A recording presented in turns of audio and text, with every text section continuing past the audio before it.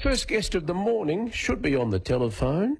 He's a real estate agent, founder and director of Master Advocates, which is a buyers and vendor advocacy firm. His name is Mark Errichiello. Mark, good morning to you. Hey, good morning, Tony. Good morning, Daniele. Really, great to be back on your show. Thank you. That's all right. My name right too. Daniele has gone into the next office. He's working on something else, so you've only got me here at the moment. Now, Mark, tell us, what area do you work in Melbourne? What actual physical area, suburbs? Yeah, we're based in Essendon North. Most of our career's been this way for 2 generations now. So my wife Michelle and I, 21 years in the northwest, so Moonee Valley Municipality, Moreland Municipality, and then out of Melbourne metro areas as well, but definitely specialised north side. I can't believe, Mark, how much properties have increased in price in the last 18 months. When this first pandemic, when the pandemic first came, I said to people, you can't have jobs lost, money lost, and this effect on the economy without it affecting things like the property market. But the exact reverse has happened. How do you explain that? Yeah, look, you're exactly right. Last time we spoke last year, that's what all the experts were saying. There was going to be, a crash and burn, 30% decline. The exact opposite did happen. We saw prices hold steady during the lockdown, and then actually in the last 2 quarters, March and June quarter, we've had the strongest growth in many years, probably more than I've seen in my 21 years of real estate in those quarters. People did actually have a strong passion for property. That's always been the case, and I guess not being able to roam internationally, not being able to travel, people looking for lifestyle destinations, working from home, that kept playing a major factor. And there were a lot of incentives too. There were JobKeeper, job seeker incentives. Low interest rates have been very low for more than a decade, and making affordability and borrowing capacity very easy. And then as well, coming out of that, there were stamp duty incentives since last October to the end of June 30. So since we last spoke, which I think was a bit over a year ago, how much do you think, what's been the percentage increase all across Melbourne? Yeah, Melbourne definitely has come on an average of 10 to 15% growth, which has been amazing in the annual calculations. And from the end of 2017 throughout 2018 to 19, there was a large decline, probably 10 to 15%, and now we're exceeding that. So price levels are back. Despite the last 18 months, we've had 6 months of lockdown.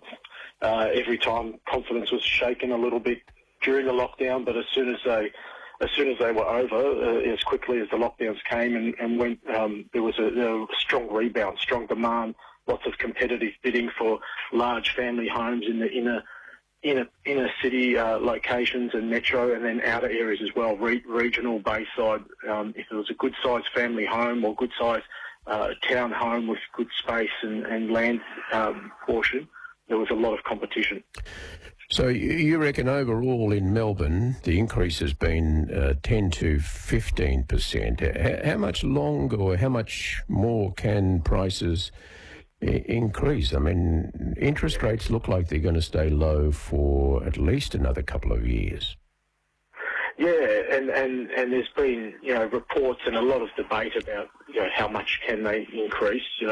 Wages aren't increasing, incentives aren't there anymore to, there are some business support packages, but not for all industries. There's a lot of sectors that are suffering, a lot of industries that are suffering since the pandemic began, especially in Victoria, with lockdowns being quite harsh.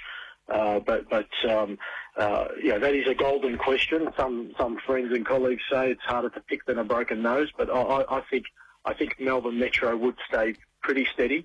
probably not that 10 to 15% growth in the next 12 months is my guess. I'd say even if we saw healthy, consistent growth, somewhere between 5 to 8% in the per annum rate, that's still very strong growth if it stays consistent over a decade.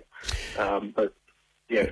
Mark, the interesting thing is in the regions, country towns, Ballarat, Bendigo, all of these places, they've had an increase. And I guess it's because people have been working from home and they've realised that if they can work from home, they can work from home from anywhere on the internet. So why not sort of go out and get a bit better lifestyle that you get in the regions and the country? Yeah, exactly.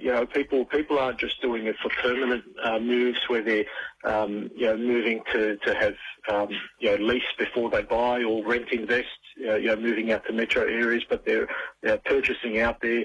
And days on market are faster than I've ever seen before. Buying in the major cities as well, great infrastructure like Ballarat, Bendigo, and Geelong, the well-established regional cities.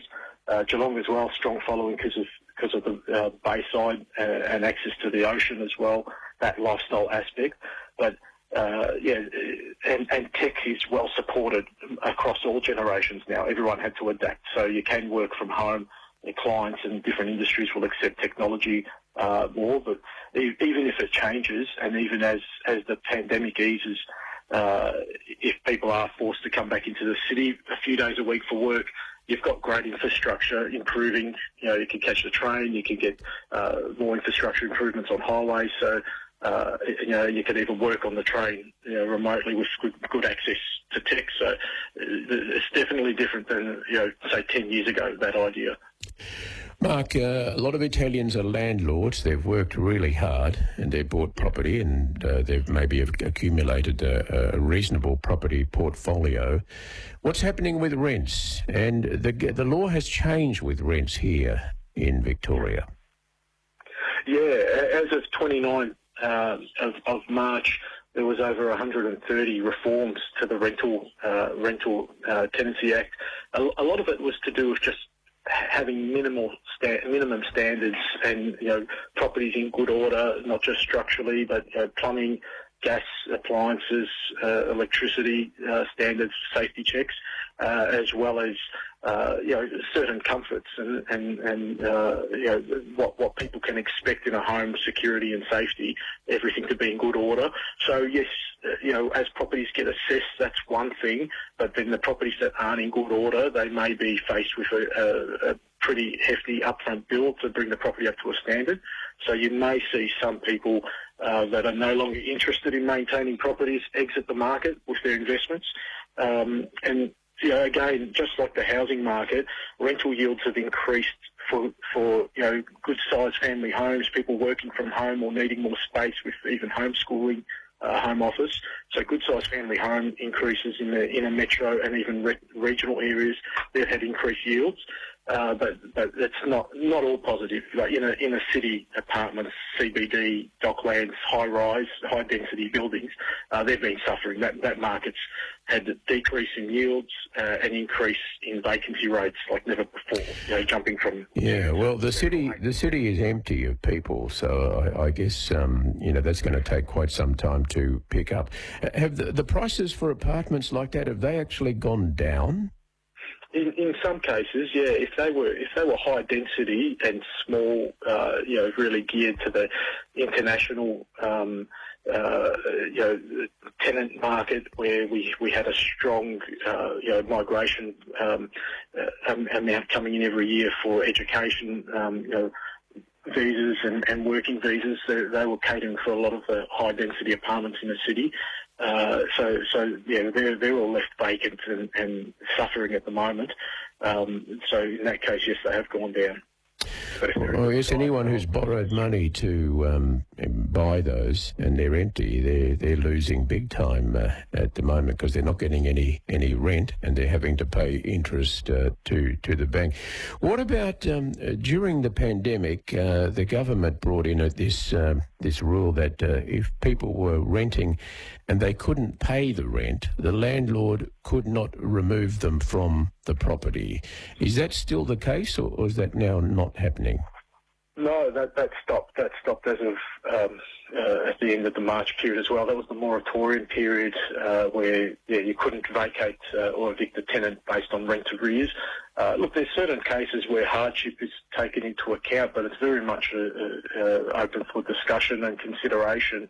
And depending on the tenant's circumstance, if they're making a little bit of an effort, VCAT probably gives them a chance. But if there's no effort made to contribute towards the rent and it's just blatant disregard for it, even though they might be in hardship, the landlords are suffering as well, and there's no more protection period there for the tenant. So that is making it difficult, and difficult for landlords too. Not only the rental moratorium period, but the bank, where the banks were holding on principal payments if you were under hardship and couldn't make your loan repayments, even for investment properties. That's ended as well. So people are suffering. Yeah, well, the problem though, Mark, is that the tenant, they get the moratorium and they don't have to pay in arrears, but the bank's not going to say, oh, well, you couldn't pay $10,000, so let's wipe that off and you don't have to pay that anymore. So the landlord's caught in the middle where the bank wants its money, maybe a bit later, but it still wants its money, whereas the tenant doesn't have to pay the back rent. That's right, yeah. So in a lot of cases, the banks were only deferring the payments, repayments, whereas some cases you could negotiate with the tenant to defer payments and have a payment plan to make up all the arrears.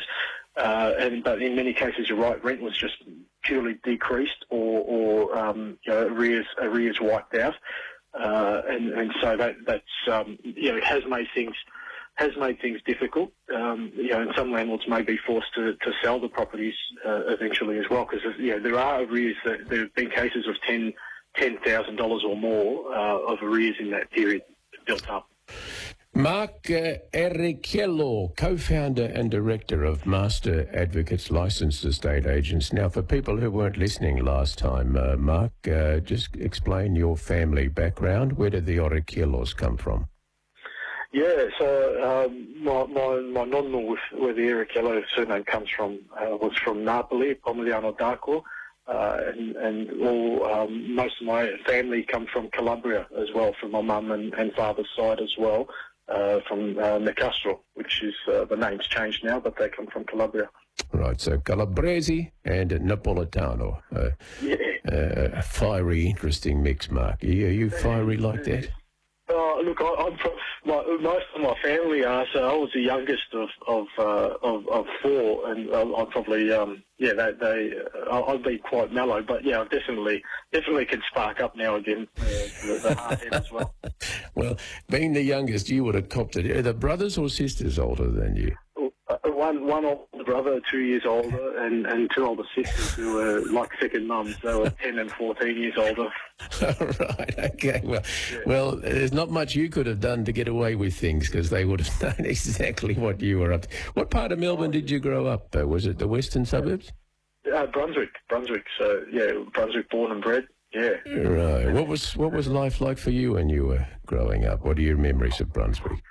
Oh, I think it was fantastic. Yeah, I was probably in between the two generations where you had a lot of freedom and no mobile phones or technology, but you had video games and things like that coming in. But we could just hop on our bikes and go to the creek and catch up with friends and play sport. It was great. It was rough at times, but it was a great place to live.